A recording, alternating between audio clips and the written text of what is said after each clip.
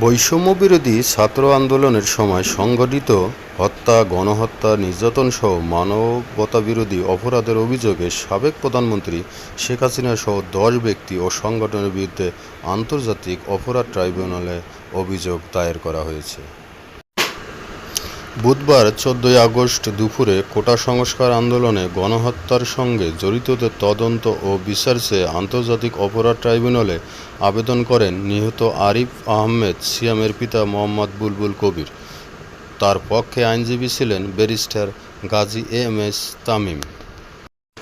আপনারা জানেন, এই কোটা আন্দোলনের সময় ব্যাপক প্রাণহানির ঘটনা ঘটেছে। ছাত্রছাত্রী এবং জনতার উপর নির্বিচারে পুলিশ গুলি চালিয়েছে। এই আন্দোলন গণ অভ্যুত্থানের রূপ নিয়ে একটা সময় আমাদের সাবেক প্রধানমন্ত্রী শেখ হাসিনা পদত্যাগ করতে বাধ্য হন এবং পদত্যাগ করে তিনি ভারতের উদ্দেশ্যে রওনা দেন। বর্তমানে তিনি দিল্লিতে অবস্থান করছেন।